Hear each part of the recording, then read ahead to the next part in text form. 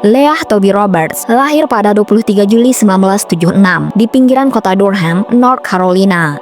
Ia memiliki saudara perempuan bernama Cara dan saudara laki-laki bernama Heath. Saat Leah berusia 17 tahun, ayahnya didiagnosis menderita penyakit paru-paru kronis dan meninggal tak lama kemudian. Leah kuliah di North Carolina State University dan mengambil jurusan bahasa Spanyol dan antropologi. Pada tahun kedua kuliah, ibunya mendadak meninggal dunia karena penyakit jantung. Tak lama setelah itu, pada musim gugur tahun 1998, Leah mengalami kecelakaan mobil serius yang mengakibatkan paru-parunya luka dan tulang pahanya patah.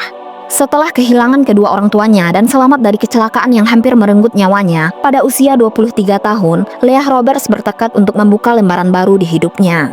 Bagi Leah, itu berarti keluar dari universitas, mengadopsi seekor anak kucing, dan memulai perjalanan lintas negara bagian untuk menemukan jati dirinya. Perubahan ini sedikit banyak terinspirasi oleh Jack Kerouac, seorang penulis yang pernah menulis tentang perjalanannya ke Desolation Peak di Washington dalam autobiografinya The Dharma Bunch.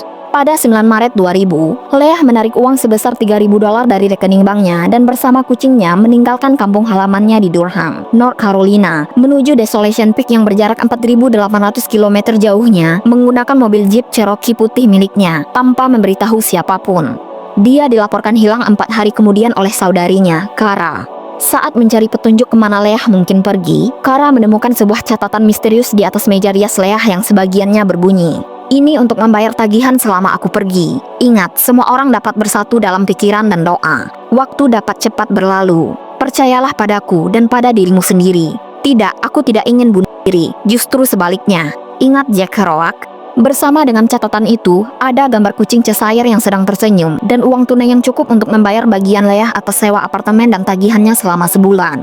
Hal ini membuat Cara dan teman sekamarnya, Nicole, percaya bahwa Leah akan segera kembali. Namun ternyata tidak demikian.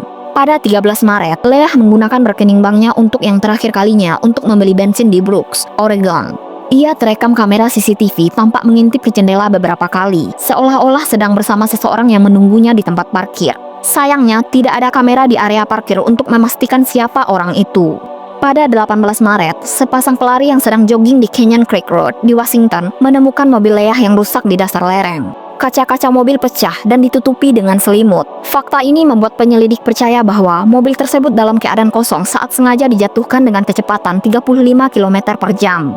Kecurigaan mereka terkonfirmasi pada tahun 2006 dalam penyelidikan kedua yang lebih menyeluruh, ketika seorang detektif membuka kap mobil untuk pertama kalinya dan menemukan bahwa sebuah kabel telah dipotong dengan sengaja, yang memungkinkan mobil tersebut melaju tanpa tekanan pada pedal gas. Di bawah kap juga ditemukan satu sidik jari. Beberapa hari setelah mobil Leah ditemukan, seorang pria menelpon polisi dan mengklaim bahwa istrinya melihat Leah setelah kecelakaan di sebuah pom bensin di Everett, Washington. Istrinya mengatakan Leah tampak bingung dan tidak ingat siapa dirinya. Ketika diminta untuk menjelaskan lebih lanjut, pria itu panik dan menutup telepon.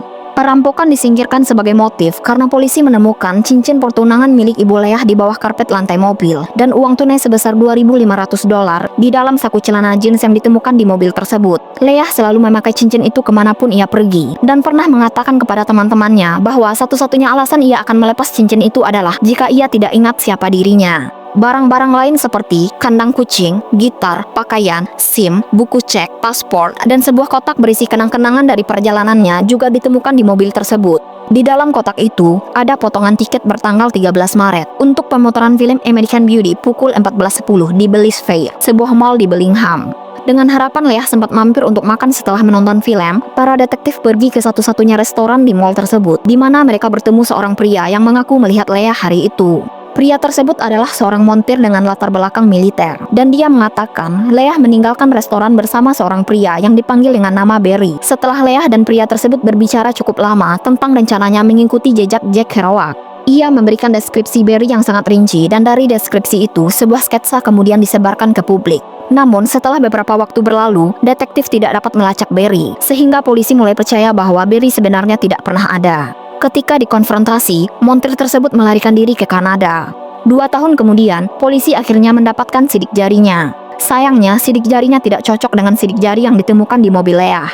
Pada tahun 2010, sampel DNA pria ditemukan pada pakaian Leah. Sayangnya, sejak saat itu, kasus ini stagnan perkembangannya, sehingga nasib Leah Toby Roberts masih tidak diketahui 25 tahun setelah keputusannya untuk meninggalkan kampung halamannya sendirian.